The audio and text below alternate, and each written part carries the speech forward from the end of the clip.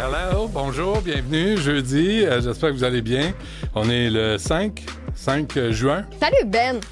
Bonjour, Mme Villeneuve. Petit soleil. Oui, je suis le soleil de chaque matin. Ça va mal, ça va mal pour tout le monde. Merci d'être là. Puis là, je le dis chaque matin, mais je le dis un peu plus aujourd'hui. Vraiment, merci d'être avec nous, de choisir l'émission, le 99.5. Montréal. Puis vraiment, ça me fait plaisir. Les réactions sont vraiment intéressantes. L'évolution de l'émission. Évidemment, moi, je fais pas ça tout seul. Là. Il y a toute une équipe. Il y a Cybèle Olivier, il y a Stéphanie Villeneuve, il y a les chroniqueurs, il y a Jean-François, Jean-Philippe. Il y a les gens qui ont du cœur au ventre puis qui mettent l'épaule à la roue. Puis ça donne, je pense, une émission qui se tient. Alors, merci. Vraiment, on l'apprécie. On prend rien pour acquis. Puis à chaque jour, on essaye de faire du mieux qu'on peut, même si ça paraît pas tellement. Des fois, tu sais de quoi il parle, mais bref, c'est ça. On va parler au regroupement pour la valorisation de la paternité. Première question à 13h. Merci, Mme Olivier. J'ai même...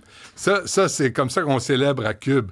Il n'y a pas de champagne, il n'y a pas de vin. Un petit verre d'eau. Un excellent verre d'eau. D'un verre en carton. Est-ce que c'est pris après l'espèce de pissoir qu'il y a là qui n'est jamais changé? Tu sais, c'est comme... Ah oui, cuvée... Ah oui? Cuvée Saint-Laurent, oui. Est-ce qu'il y a des nanoplastiques ou... Oh, sûrement. Donc, on va parler de la valorisation de la paternité. Première question, êtes-vous des masculinistes? On n'embarquera pas là-dedans. Mais pour valoriser aussi tout le monde, mais aussi les hommes, mais pas de discours de victime. Moi, je suis plus capable d'entendre ça, quel que soit le groupe, quelle que soit la gang. Au Québec, surtout, quand l'éducation est gratuite, quand la santé est gratuite, quand, malgré tout, le prix des choses est relativement bas, oui, on est taxé, oui, on est pogné, mais quand même, avec un peu de cœur au ventre, on peut réussir à s'en sortir. Moi, j'ai vu mes parents qui venaient de rien puis qui ont réussi à se faire une vie qui ont de l'allure. Ah non, c'est vrai, c'était le privilège blanc. Stéphane Marcoux sera avec nous, fondateur de l'organisme Plein Rayon. Ça, c'est vraiment intéressant. C'est Jean-Charles qui m'a écrit hier, qui m'a appelé. Il dit, parle à ce gars-là, parce que là, il y a comme l'utilisation des personnes qui ont des déficiences intellectuelles ou le spectre de l'autisme qui sont exploitées à 5 piastres par jour pour travailler. Puis ils disent, tu sais, c'est des plateaux de travail. Puis non, hey, ça se peut pas, là. On peut pas utiliser des gens comme cheap labor officiel, éternel. On va revenir là-dessus à 12h15. Normand Cornette, historien en sciences des religions, sera avec nous vers 11h30. Parce que là, il y a Donald Trump qui s'en prend aux universités. On veut comprendre pourquoi, on veut comprendre comment. Puis on va faire ça dans une demi-heure. Mais tout d'abord, on a beaucoup parlé de la maison Benoît Labre, vous le savez. C'est un organisme, je vous le lis là, pour qu'on se comprenne, pour l'entrevue, à but non lucratif qui aide des personnes en situation d'itinérance et les personnes ayant des troubles de l'usage de substances dans le quartier Saint-Henri à Montréal. Et il y a eu une rencontre hier. Andréane Desilets est la directrice générale de la maison Benoît Labre. Madame Desilets, bonjour. Bonjour. Bonjour. Alors, cette rencontre, évidemment, c'est à propos du projet de loi 103, puis je vais juste l'expliquer au fin de notre conversation. Ça vise à réglementer les sites de consommation supervisée afin de favoriser une cohabitation harmonieuse avec la communauté. Ça a commencé hier, en fait, mardi, le 3 juin. Puis la maison Benoît Labre, hier, a déposé son mémoire. C'était pour dire quoi, Mme Desilets? Il y avait beaucoup de choses, en fait, qui étaient dites dans ce mémoire-là. Je pense qu'on a mis de l'avant surtout ce qui a fonctionné et ce qui a moins bien fonctionné, les leçons qu'on est capable de tirer collectivement dans l'implantation de projets qu'on va devoir mettre de l'avant de plus en plus. On est tous... on voit tous la réalité actuelle dehors. Ouais. Les gens ne vont pas bien. On sait qu'il y a de plus en plus d'itinérance, on sait qu'il y a de plus en plus de consommation dans l'espace public aussi. Donc, il faut réfléchir à une façon de mieux travailler tous les acteurs ensemble. Donc, bien sûr qu'on parle de tirer des bonnes leçons, finalement, et les recommandations que nous, on a fait au gouvernement pour le projet de loi, c'est en fait d'avoir un rôle actif parce que ce projet de loi-là va devoir nous forcer à déménager l'espace de consommation supervisé qui se trouve présentement à 143 mètres de l'école, donc, et le projet de loi légifère à 150 mètres. Donc, nous, on veut que le gouvernement soit actif, qu'il nous aide à trouver des locaux qui sont appropriés selon lui. Ouais, vous êtes à côté de l'école Victor Rousselot, Mme Desilets, là. Vous êtes juste trop près. Mais vous sentez-vous floué là-dedans? Parce que quand vous avez ouvert la maison Benoît Labre, il y avait M. Carman, M. Doré, Mme Plante qui étaient là, dit « Mon Dieu, c'est extraordinaire, mon Dieu! » Puis, la réalité a rattrapé tout le monde. Oui.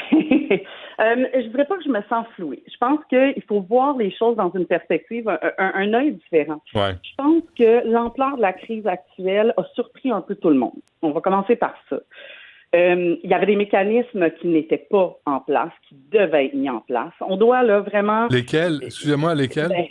Écoutez, plusieurs choses. Il faut comprendre qu'un projet qui se développe comme celui de la Maison Benoît Labre, c'est au bon vouloir de l'organisme. Ouais. C'est lui qui doit faire les démarches. Le gouvernement ne paye pas les organismes pour ça, là. Donc, c'est vraiment beaucoup de bénévoles qui mettent l'épaule à la roue, beaucoup de gens qui s'impliquent à plein de niveaux pour faire que ce projet-là, et on améliore finalement la qualité de vie de notre communauté de façon générale. Donc, c'est beaucoup de travail et il n'y a pas de mécanisme au niveau du gouvernement pour faire en sorte que chacun des paliers gouvernementaux prenne sa part de responsabilité. Hein, ça parte là-dedans. Donc, je pense que le vouloir du ministre, c'est celui-là. Que tout le monde s'assoie et arrête de tirer leur couverte, mettons, sur leur bord. Ouais. Mais le moyen, nous, ce qu'on dénonce, en fait, c'est que le moyen utilisé, d'après nous, atteindra pas les cibles visées. Mais ça, on va pouvoir en parler par la suite. Je pense qu'on a vu M. Carman avec quand même certaines ouvertures. Là, Mme Desilets, aujourd'hui, on apprend que le gouvernement Legault se montre prêt à assumer les frais de relocalisation parce que vous aurez à déménager. Avez-vous un échéancier? L'échéancier pour le projet de loi est de 4 ans pour déménager l'espace de consommation supervisé. C'est sûr que c'est très peu. C'est très peu de temps. C'est complexe de déménager, mais c'est aussi complexe de construire un projet, de trouver les bons locaux, d'avoir les permis et tout ça. Donc, le 4 ans est quand même très, très court. Ceci dit, nous, on est prêts à collaborer si le gouvernement a la possibilité, en fait prend cette responsabilité et nous aide et trouve un local et c'est en sorte que tous les dédales administratifs deviennent moins complexes pour que dans 4 ans, on soit ailleurs. Mais pas pour recommencer. J'ai regardé, Mme Desilets, tu sais, on se dit 150 mètres d'une garderie ou d'une école là, pour un centre d'injection ou de consommation supervisée. 150 mètres, là, j'ai vérifié, c'est de 1 à 5, c'est 1 minute et demie à 2 minutes de marche à un rythme moyen de distance. C'est un terrain et demi de soccer. C'est 450 pieds. C'est vraiment pas loin. Fait que si on vous déménage, j'espère que ça sera pas pour recommencer, parce que là, ce qu'on dit, ça va coûter 6,6 millions de dollars. C'est sûr que c'est ça qui est planifié. Il va falloir recommencer, là. Et nous, on a fait notre part de travail avant la commission. On est allé voir s'il y avait des locaux pas trop loin qui permettaient de répondre, parce qu'il y a un besoin dans ce secteur-là. Là. On rappelle, c'est vraiment ça l'enjeu. Vous devez rester dans le secteur, vous, là. Oui. Ah oui, c'est donc, ça le problème. On a regardé de l'autre bord de la rue, soit à 35 mètres plus loin. Et il y a un local, il y a la possibilité de faire l'acquisition d'un terrain, en fait plutôt d'une bâtisse, qui au coût de 3,5 millions. On va partir de là. Qu'est-ce que vous faites, Mme Desilets, avec moi, j'ai parlé souvent avec vos voisins là, qui n'étaient pas... qui n'étaient pas heureux là, de la situation. Puis moi, je les comprends. Il y a le rapport aussi du SPVM, octobre 2024, augmentation de 93 % des crimes contre la personne, de 67 % crimes contre la propriété, appel au 911, 159 % de plus, les méfaits, 800 %. Il y a rien de bon là, qui sort de ça pour le quartier. C'est surtout, en fait, il faut remettre en perspective certaines choses, puis je vous invite à voir la réponse qu'avait donnée le SPVM à ce moment-là, parce qu'on parle de 800 % d'augmentation, soit de 1 incident en janvier à 9 incidents en avril. Et n'oubliez pas qu'on a quand même demandé à la population systématiquement d'appeler les policiers juste pour augmenter, bien sûr, le sentiment de sécurité, mais s'il y avait des événements, et des fois, c'était des perceptions de certains événements, des gens qui dorment sur les parcs, et là, les gens étaient ils étaient un petit peu stressés, ils voulaient aller voir si la personne était correcte. Non, je comprends. Mme Desilets, je comprends. Il y a eu beaucoup d'appels. Oui, je comprends que vous voulez atténuer les choses. Je comprends ça, là. Puis je sais que vous êtes utile pour la communauté, là. On vous enlève rien du travail que vous accomplissez. Mais moi, je comprends aussi que les voisins ont raconté des histoires beaucoup plus effrayantes que ce que vous racontez. C'est pas simple. C'est pas simple comme situation. Non, exact. C'est pas simple. Vous avez tout à fait raison. Puis je dis pas qu'il n'y a pas eu des situations. On a eu des situations. On a travaillé ensemble collectivement et on a été capable d'améliorer largement collectivement en s'assoyant justement et quand chacun prend sa part de gâteau, on voit là, que ça a un effet positif. Les incidents ont diminué. Ils n'ont pas disparu, bien sûr. Il y en a partout des incidents. Il y en a dans le métro, il y en a dans l'espace public. Je parlais à des résidents, depuis 2 jours, je parle des résidents du quartier chinois où c'est vraiment problématique. On ne trouve pas de solution, on ne voit pas comment s'y prendre. Puis il y a aussi un désengagement des politiciens là, qui, des fois, sont là pour couper des rubans, pour vous applaudir. Mais quand vient le temps d'intervenir, puis excusez-moi, mais la cohabitation, c'est dans les deux sens, pas juste nous. Tu sais, les itinérants, là, puis les toxicomanes ne peuvent pas se comporter en roi et maître partout, là. Tout à fait. Et tout le monde est d'accord là-dessus. Les organismes aussi sont d'accord là-dessus. Mais il faut trouver... C'est l'idée de se dire c'est de sa faute à lui ou c'est de sa faute à l'autre ou c'est tel palier qui devrait avoir la responsabilité. Ça ne fonctionne pas. Ouais. On regarde là, actuellement la situation et ça n'a pas fonctionné. Ouais. Puis vous êtes prise là-dedans. Là. Vous êtes pris entre l'arbre et l'écorce. Je pense que c'est pas juste nous. C'est les groupes communautaires de façon générale. On est souvent pris dans ce type d'enjeu-là. Oui, je comprends. Il faut que tout le monde s'assoie et réfléchisse. Comment vous avez été accueillis hier? À la commission, étonnamment, très, très bien.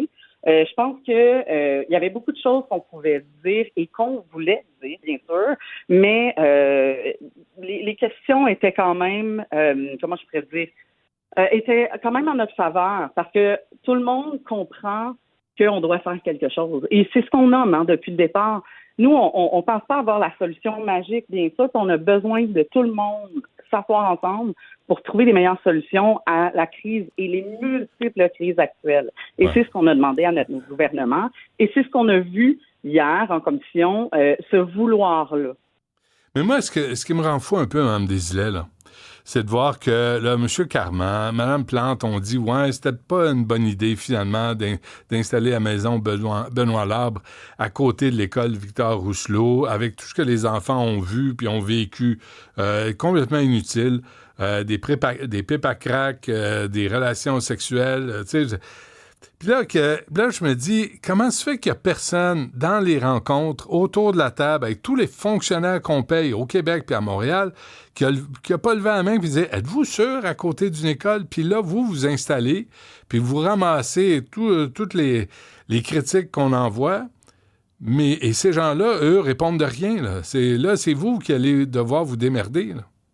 Je pense que c'est un peu l'enjeu de façon générale aussi avec les groupes communautaires quand ça s'agit de mettre en place des services pour nos collectivités, que ça soit, bien sûr, on parle d'itinérance, mais de façon large, le phénomène est quand même très présent. Le gouvernement, on voit qu'il n'est pas très proactif dans la recherche de locaux, dans la planification, parce que ça se planifie aussi de l'urbanisme et de donner des espaces appropriés pour les groupes communautaires pour soutenir la communauté. Ça devrait être planifié bien d'avance. Ouais, vous avez raison, il y a des manquements à ce niveau-là. Ouais, j'ai un auditeur qui m'écrit « faut éduquer les itinérants à être respectueux, il faut les contraindre ».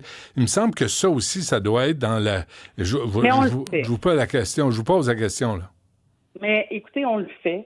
On le fait à tous les jours à travers toutes sortes de programmes qu'on a, dont les programmes des brigades tapage. Donc, c'est un petit peu à la fois qu'on réussit aussi à sensibiliser tout le monde à ces enjeux-là. Ouais. Mais c'est sûr qu'il faut que ça vienne...